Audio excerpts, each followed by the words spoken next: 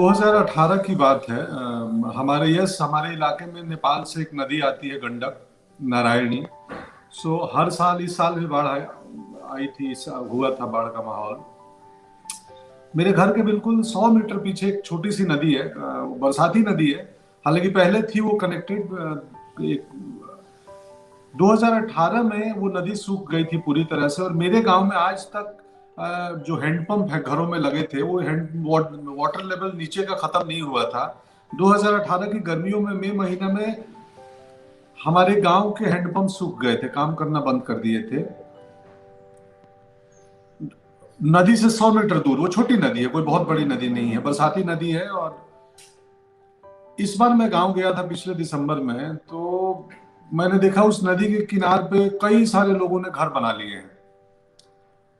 मुझे लगा कि यार, क्या मतलब इनको आने वाली जनरेशन के भविष्य की चिंता नहीं है। तो यस, हमारे यहाँ भी वो पानी की समस्या है।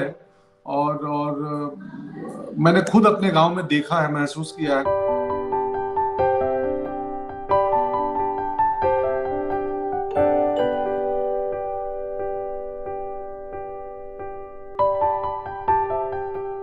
हम दिन रात मेहनत करते हैं।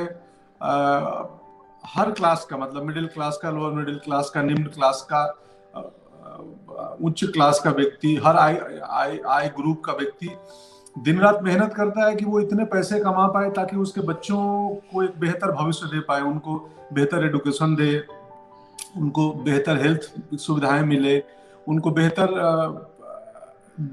मतलब जो परेशानियां हमें मिली है वो हमारे बच्चों को ना मिले। यही हम चाहते हैं ना, इसीलिए मेहनत करते हैं। बट इसमें इंसान भूल जाता है कि उन बच्चों को ऑक्सीजन भी तो चाहिए, उन बच्चों को पानी भी तो चाहिए। ऐसा तो है नहीं कि हमारे और हमारे इमीडिएट बच्चे के बाद और दूसरा कोई पीढ़ी आएगा नहीं और उसको बेहतर हवा, साफ पानी और साफ ऑक्सीजन की जरूरत नहीं पड़ेगी। जैसे हम अपने बच्चों के करियर के लिए चिंतित रहते हैं और उनके सेफ्टी और उनके भविष्य के लिए हम चिंतित होते हैं, वैसे उनके भविष्य में पर्यावरण का भी उस बहुत बड़ा रोल प्ले करने वाला है।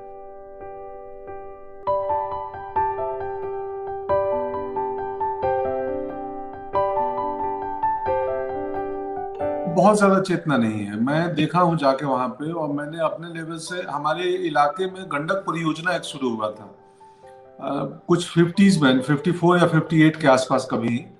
गंडक परियोजना, क्योंकि वही नदी का बाढ़ आता है और पूरा नहर बने थे। उन नहर, मेरे याद है मुझे, मेरे गांव तक एक छोटी नहर बनते हुए आ रही थी गांव के पिछले हिस्से में, और बीच में कहीं रुक गई। और फाइनली वो नहर समाप्त हो चुकी है, लोगों ने वापस भर के, क्योंकि उसमें पानी का कनेक्शन नहीं हुआ, पता नहीं क्या हुआ, गंडक परियोजना कहाँ है राम जाने।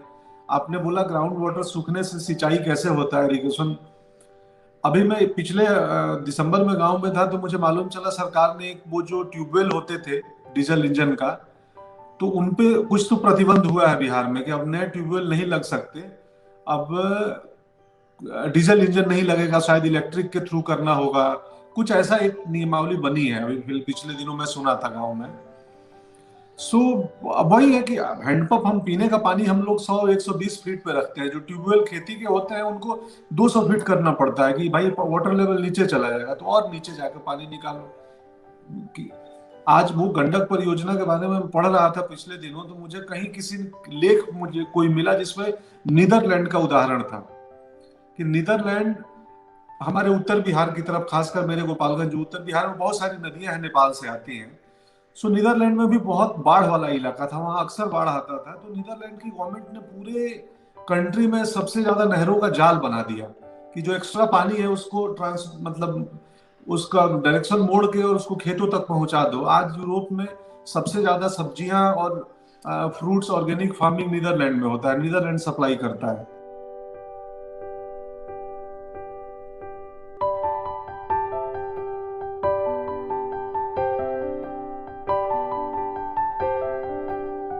वो गैप, वो खाई तो है कि अभी भी अर्बन इंडिया में, मेट्रोज में बहुत सारे लोगों को मालूम नहीं है कि खेती चावल की होती है कि खेती धान की होती है। बहुतों को लगता है चावल पैदा होता होगा, धान से चावल बनता है, कि बहुत लोगों को आइडिया नहीं है। एक वो तो है, एक शहरी दुनिया और एक ग्रामीण भारत के बीच का एक अंतर तो है। कि ज़्यादातर शहरी लोगों को ग्रामीण समस्याओं से रूबरू नहीं है, और वहाँ चूंकि उतना रोजगार जॉब का नहीं है, तो वो लोग माइग्रेट होकर शहरों में आते हैं। तो ये समस्या तो है, बहुत बड़ी समस्या है। एक कवि है अपना विमल चंद्र पुनेठा, उनकी कविता है, मुझे बड़ी पसंद थी, 2 लाइनें सिर्फ याद है कि सड़क तुम अब आई हो गाँव जब सारा गाँव शहर जा चुका है। विमल चंद्र जी हैं, वो पिथौरागढ़ के कवि हैं। तो माइग्रेशन एक बड़ी समस्या है, नौकरी सर जॉब के लिए लोग आते हैं यहाँ पे, बट माइग्रेशन के संग संग वही है कि कुछ तो ऐसा विकसित करें कि वहाँ पे भी सुविधाएं बने, वहाँ पे भी वैज्ञानिक पद्धति से खेती बाड़ी हो, वहाँ भी लोगों को अवेयरनेस लाया जाए। हालांकि बावजूद शहरों के अभी तुलना करें प्रदूषित पानी के मामले में ग्रामीण इलाका ज्यादा बेहतर स्थिति में है।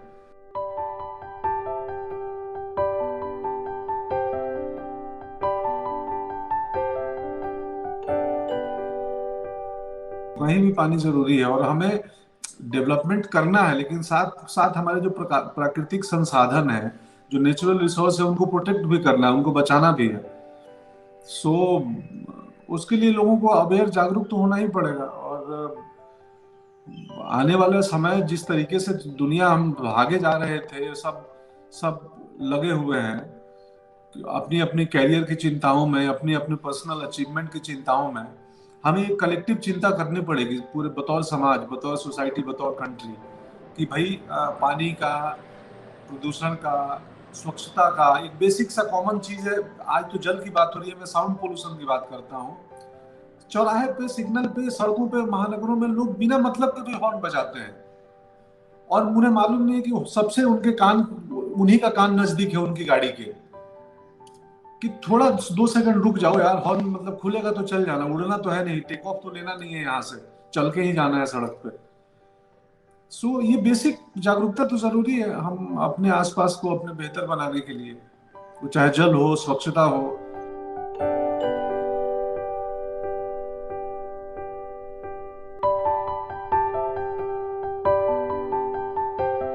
तो मैं बड़ा गंभीर हूँ इसको लेके। मैं इसीलिए वो बात कहा कि यार हम अपने बच्चों की सिर्फ करियर की चिंता करते हैं, हम अपने बच्चों के लिए पानी और ऑक्सीजन की भी चिंता हमें करनी चाहिए। और जिस दिन कलेक्टिव चिंता हम करने लगेंगे सामूहिक रूप से बतौर समाज, तो मुझे लगता है कि कुछ भी मुश्किल नहीं है, असंभव नहीं है। स्वच्छता